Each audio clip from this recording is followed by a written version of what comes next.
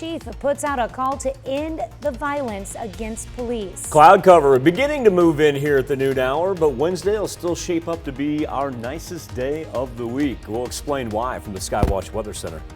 And the humanitarian crisis in Ukraine grows as the war with Russia rages on. We have the latest as the Western allies work to continue to support Ukraine.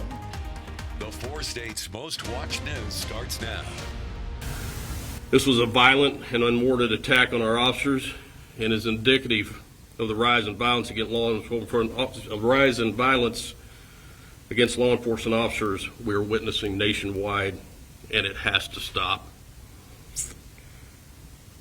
We are a large family at the Joplin Police Department, a very large extended family, and today we are hurting. Joplin Police Chief Sloan Rowland asking for prayers and an end to the violence at this morning's press conference following Tuesday's shootout that took the life of one officer and sent 2 others to the hospital. This is KOAM News at noon. I'm Tanya Bach. Topping our first 7 minutes, the latest following yesterday's deadly shooting outside the Buckle in Joplin. KOAM's Shannon Becker was at this morning's press conference and joins us with the latest details. Yeah, thanks. We're at the Joplin Police Department where a JPD cruiser, mementos and flowers are being left by the public, remembering Corporal Ben Cooper was fatally wounded yesterday in an exchange of gunfire. He leaves behind a wife and 2 daughters. Yesterday, it unfolded about 1:22 in the afternoon. Joplin police officers responded to a routine call at the Buckle near 4th and Geneva. It was there 2 officers were injured, transported to a local hospital with serious injuries, we were told. And from there, a suspect then fled in a Joplin police vehicle to a second shooting location, 9th and Connecticut. There, another exchange of gunfire. The suspect was shot, died later at a Joplin hospital, and a 3rd Joplin police officer was shot as well. Names are not being released of the 2 officers still in the hospital. One is in serious but stable condition, and the other officer is critical. From the Joplin Police Department, downtown Joplin, I'm Shannon Becker, KOAM News. Thanks, Shannon. Chief Rowland identified the deceased suspect as 40-year-old Anthony R. Felix from Joplin. Missouri court records show he was charged in 2021 with driving violations and had a charge for drug paraphernalia. He pled guilty in that case and paid a fine. Now, in that case, he was listed as homeless. Now, if you missed this morning's press conference, you can watch it again on our website at KOAMnewsnow.com. Police released the name of the woman whose body was found in a house Monday on 4th Street in Pittsburgh. Authorities say Misty Watson Sorensen had not been heard from in days. Detectives are treating her death as a possible homicide. Investigators are awaiting an autopsy report. The Kansas Bureau of Investigation's crime scene response team is helping with the case, along with investigators from the Crawford County Sheriff and member agencies of the Tri-State Major Case Squad. Well, we are back to jacket weather today, but not for long. Michael Hayslip joins us with a first look at the forecast. Make sure you don't put them away, though. Right. Yeah, don't go boxing them up and thinking that we're done. But you're right, Tanya. This will end up being our nicest day of the week. We'll stop just a little short of that average high of 57 that we would normally find on a March the 9th. But with that being said, we've got a fair dose of sunshine, so even as the clouds do increase for this afternoon, we had a nice little warm up on our hands. First time this week we've been able to get above the 40-degree mark, as we were stuck kind of at 42 and 44 there on Monday and Tuesday. But now as we transition, we're looking at 49 right now in Welch. Trying so hard to get there here before the end of the show, 47 in Neosho. Now, counties up to the north going to be hard-pressed to get to 50, and that's because we do have a little bit of a system beginning to work its way in. It's stalled right now in central Nebraska, trying to creep over the Nebraska-Kansas state line. So we've got a ways before it gets here. We'll get through today unscathed. You say about, I'd say average in between 51 and 53. But then look at the cloud cover begin to build overnight, and that is a portion of that system from the upper plains. So what we'll do is we'll begin with snow for our far northern counties for Thursday morning. That's right, Thursday morning. And as that rolls through, It kind of just stays up there to those northern counties. So if you're in the central or southern portion and you're thinking you're out of the fray, that it will not be the case. Thursday night and Friday morning, we're going to get pretty widespread right there, Tanya, and that's actually going to carry us all the way through to about Friday afternoon. Coming up here in just a little bit, we do have some watches and warnings associated with this Midwest storm. Kind of break that down. Also, update the numbers that it's already created in the upper plains and see what it has for us by the time we get to the weekend. All right, we got a lot to talk about. Thanks, Michael. Well, Russian forces continue their siege of Ukrainian cities. The battles have forced millions of Ukrainian civilians to flee. Skylar Henry is at the White House with the latest on the ground in Ukraine and the refugee crisis the war has created. The Kyiv Symphony Orchestra used a temporary ceasefire to stage a concert Wednesday, a brief respite from the war. Outside of Kyiv, in the suburban city of Irpin, others used the break as a chance to escape the front lines. Humanitarian corridors in Irpin, Chernihiv, Sumy, Kharkiv, and Mariupol are allowing civilians to flee. The Kremlin has changed their plan to a war of attrition, which means they're going to smash every town and city to create this terrible refugee flow, the weaponization of refugees, if you will, to put pressure on the Zelensky government and also on other European governments. More than 2 million people have escaped Ukraine, with about 1.5 million now refugees taking shelter in nearby Poland. Poland is the first stop on Vice President Kamala Harris's trip to Europe. In addition to discussing the refugee crisis, the Vice President will also talk about Poland's offer to supply Ukraine with Soviet-era fighter jets. Ukraine says the Russian-made jets can be put to use right away because their pilots are already trained to use them. The best bet is the older Soviet Union types like MiGs and Sukhois. Poland agreed to supply the jets, but only if they first go to the U.S. and other NATO countries before being delivered to Ukraine. Afternoon, everybody. The Pentagon shot down that plan, saying it would create the perception that NATO was taking part in the war. Skylar Henry, CBS News, the White House. A State Department official says Poland did not consult with the U.S. before issuing a statement announcing its plan to provide jets to Ukraine. That's a look at today's top stories and weather in our first 7 minutes. Up next on KOAM News at noon, scientists head 10,000 feet under the sea to track down one of the most famous shipwrecks in history. And later, we're making home-style macaroni and cheese in the Mr. Food Test Kitchen. Scientists have found and filmed one of the most famous shipwrecks in history, more than a century after it sank off the coast of Antarctica. CBS's Tina Kraus has the story. These explorers spent weeks in Antarctica searching for a long-lost ship, sending underwater robots deep below the ice, hoping to make polar history. Their patience paid off when, from a sea of darkness, cameras revealed a secret the ocean has kept hidden for over 100 years. Nothing surpasses the moment of a great discovery, and this was a great discovery.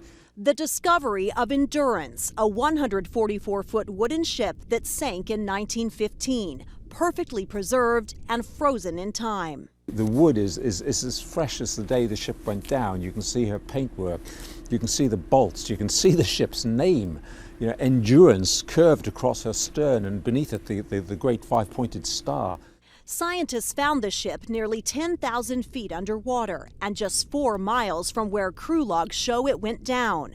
Those white circles are dinner plates left behind. I've never, ever seen a wreck anything like as beautiful and as inspiring as this one. British explorer Sir Ernest Shackleton and his 27-man crew managed to escape the ice-trapped ship, but it was a 10-month ordeal. They camped on sea ice until it melted and they could use lifeboats. People will see those images and will connect to this extraordinary story from our history, the greatest story of Antarctic survival of all time. That led to one of the most challenging shipwreck searches in history. Tina Kraus, CBS News. The search for the shipwreck, which cost more than $10 million and was paid for by a donor who wants to remain anonymous. Still to come on the KOAM News at noon, Mr. Food. If you're ready for a no-frills mac and cheese that's so good it'll knock your socks off, then break out your forks because it's coming up soon. But first, Michael Hayslip returns with your complete forecast. A couple days are going to be in the 50s, and it's kind of strange to talk about winter storm advisories and warnings, but that's exactly what we're going to run into here. Go back to, I don't know, 9 days ago when we started the month of March and we were just enjoying temperatures that were up in the 70s. Well, now we're going to look at 50-degree weather here for today and into tomorrow, and we're going to want to hold on to this as long as possible because it is going to be frigid by the time the snow begins to roll in on Friday. 46 degrees over 7th and Range Line right now. That humidity holding steady. That's been very nice because that keeps us out of our elevated fire concerns. We saw the clouds over 7th and Range Line, give you an idea about how they kind of built off to the north.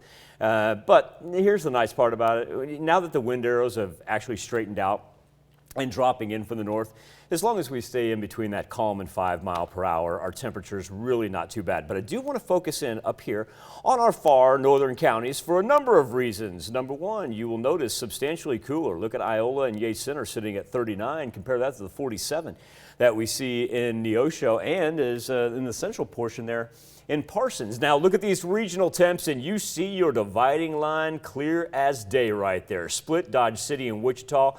Take it up to the northeast, and they're a far cry from freezing, and they're not going to get there today. Reason being, we've got a pretty good storm system that is beginning to develop here in central Nebraska. And the fact that this thing just kind of stalled out for this morning, not bad for us as far as the timing goes, but also, too, you'll see the storm reports begin to pile up. Let's take a look at in the North Platte area there, where they're already up to, anywhere from 1.5 inches. How about 2.5 inches right now in Lincoln County, Nebraska. No help for them as it just kind of sits over them.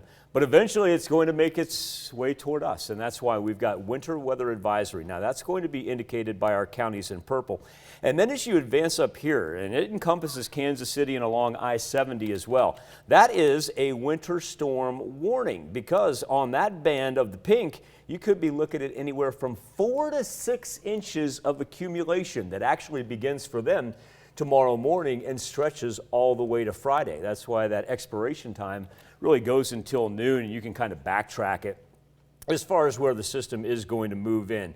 So while it's not going to be widespread 4 to 6 for us, we are going to see pockets easily of 1 to 2 here by the time it's all said and done. Thunderstorm activity kicking off now to the mid-Atlantic. They have the biggest chance for some severe weather for Wednesday into Thursday.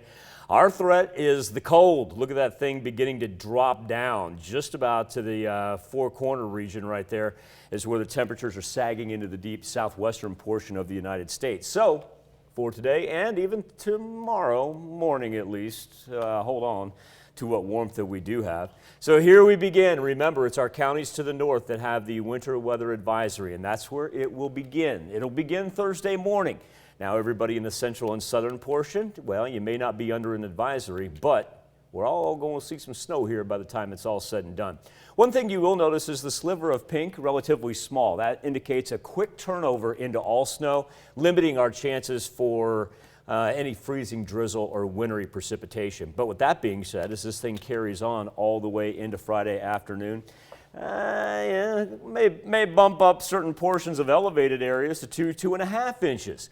And so, Tanya, it's not only going to be the Friday morning commute, especially if you're headed up to the north, we also need to be prepared for Friday night, Saturday if you're going to be on the roads, and one of those things, if you took that emergency kit, that emergency travel kit out of your car, out of your vehicle, put it back in because should something happen, dangerously cold overnight for everybody from Friday into Saturday. Yes, definitely be safe. Yeah, put the old spare blanket back in there, folks.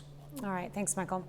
And we take this time to honor today's four-state hero, Private First Class Claude Lawrence Jr. in the U.S. Army. Smithfield, Missouri native joined the 1st Battalion, 3rd Armored Regiment in northern France. The soldier earned 5 Bronze Stars and the Good Conduct Medal. To Claude Lawrence Jr., we thank you, our four-state hero. Looking for that perfect ooey gooey and yet simple enough to make mac and cheese recipe that's sure to please your taste buds? Today, Howard shows us how to make home-style macaroni and cheese in the Mr. Food Test Kitchen.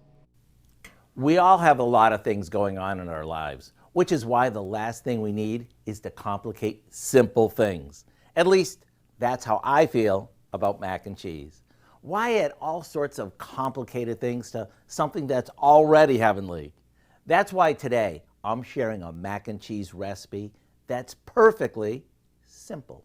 We start by cooking our pasta and draining it really well.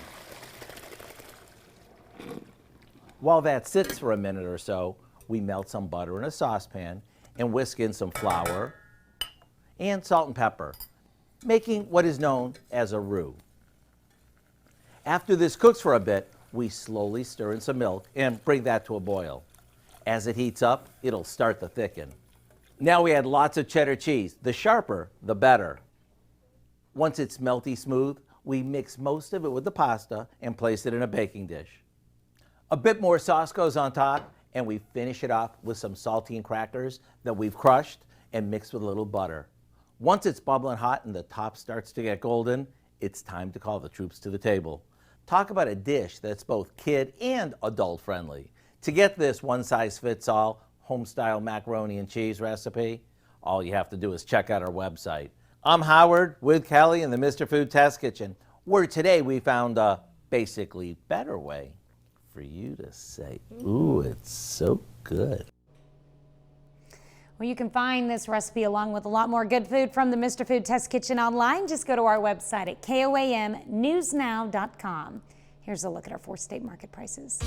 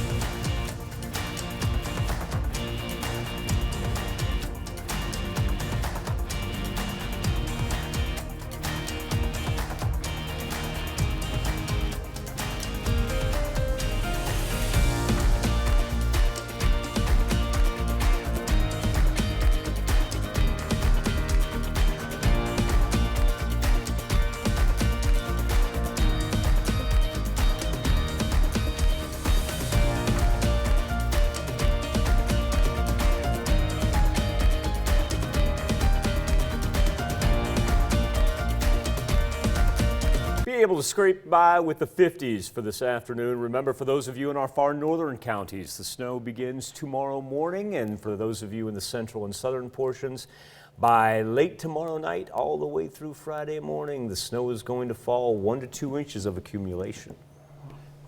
All right, well, I'll be ready for a warm-up after that. What do we have coming up tonight at 5? Well, at 5, losing your sense of smell and taste are common symptoms of COVID-19, but some patients are still experiencing the problems months after the infection.